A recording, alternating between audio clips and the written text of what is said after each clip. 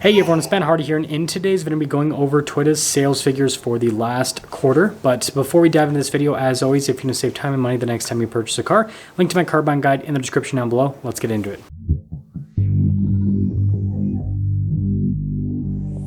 Now, the information in today's video comes from Cox Automotive, and well, Toyota's definitely had a rocky path the last few years, and they are still struggling in today's market, and the numbers definitely show this. So year over year, Toyota's had a sales volume increase of about 7%, which sounds positive because it's in the positive, but in reality, they lag behind the overall automotive industry, which has seen an increase of closer to 20%. But things aren't even with the Toyota company. The Toyota brand is lagging far behind the Lexus brand when it comes to sales volume increases. The Lexus brand has actually increased by over 22% year over year. It's the Toyota brand that's pulling down Toyota's overall sales. And while the Toyota brand obviously also makes up most of the volume for Toyota here in the US. Overall volume with both the brands combined is almost 570,000 units.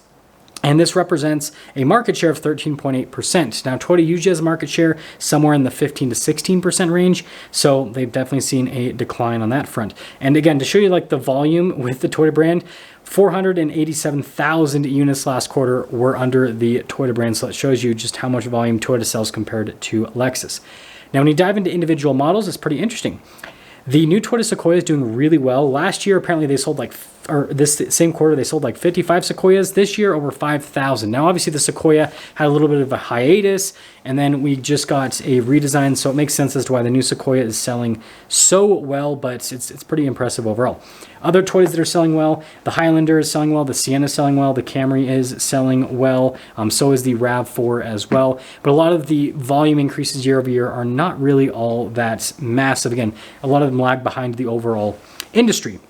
And then if you dive into the hybrid and electric side of things, those cars are actually also selling well, but they're not selling in huge volume amounts, especially with the electric cars. Like the BZ4X has a huge volume increase year over year, but there's just not that many being sold overall.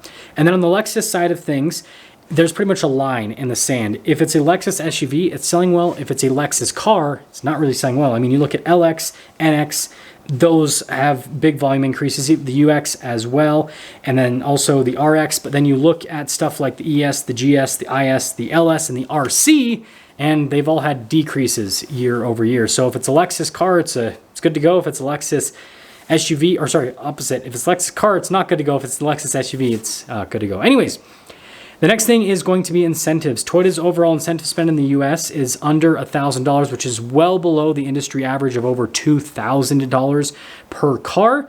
And so, although this is an increase for Toyota, they're still way below the industry when it comes to incentive spend, which is obviously going to help out with overall profitability. And this is also way below pre-pandemic levels as well. Now, Toyota's average transaction price, and this is across both brands, is almost $43,000. So they're still below the industry average of almost $50,000. It's a little bit less than that, but it's actually pretty dang close. So what this shows is that Toyota is in a situation where they are still sold out of cars, so they're not really spending that much money on incentives on the vehicles. And because they're not spending that much money on incentives, the profitability is still strong.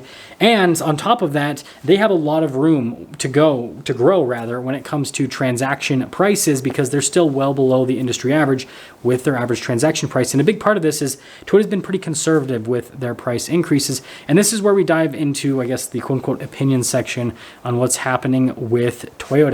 So I want to dive into the Lexus brand first, and then we'll go over to Toyota after. When it comes to the Lexus brand, I think a big part of the reason why a lot of the cars aren't selling is because they're just outdated at this point, if I'm being honest. The Lexus LS, when it comes to that car versus its peers, well, it's actually got a pretty good powertrain, but the rest of the car, especially the inside, it definitely needs a heavy update. And then, the IS was recently updated, and so was the RC. But the problem is their powertrains weren't updated. So the interiors are fine on those cars, but they need a more modern powertrain. So it's funny. It's like the LS needs a new interior, and then the IS and the RC, for example, they need new powertrains. And so I think once those vehicles, get the updates that they need, I think that'll definitely help out with sales. But something else to note is that, the sales are probably also going to continue to decline because interest in trucks and SUVs in the US only increases. as time goes by. So that's kind of what's happening with the Lexus brand. And again, if you look at the new releases with Lexus, again, you had the LX, which was not super recent, but within the last couple of years. And then you've got the new GX 550, which is very recent. It seems like, again, they're having more of a focus on SUVs because that is what is selling.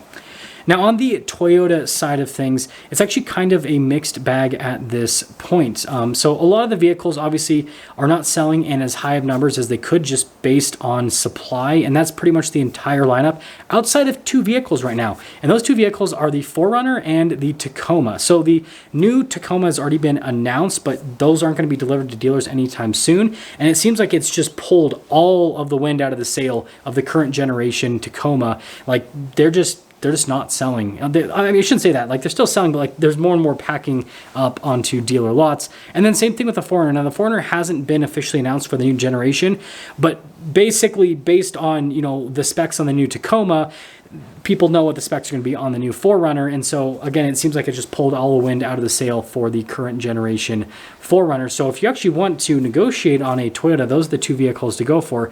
Outside of that, from what I've seen on dealer lots, everything else is sold. Like if you want a Camry, a RAV4, a Sienna, a Highlander, any of those vehicles, any other Toyota model outside of those 2 that I just mentioned, they, if a Toyota dealer gets them, they will sell them. So, time will tell in terms of, how long it'll take Toyota to really, fully get back up to production capacity compared to what they were doing prior to the pandemic. But I'd say that I'd rather be in Toyota's position compared to the other automakers because, yeah, obviously, it feels bad to lose, potential customers or, actual customers to other automakers because they're not able to build vehicles. But at the same time, being completely sold out with most of your product lineup and not having to spend money on incentives so then you're more profitable on the product that you are selling, I think that's just a good place to be for an automaker. And so although the sales figures make it look like Toyota is struggling, in reality, they're probably doing better financially than any of the other automakers in today's market. And so with that being said, let me know what you guys think about the Toyota situation, and let me know if you're willing to wait for some of the product from Toyota, or if you've left Toyota to another manufacturer because you were just sick and tired of waiting. I'll see you.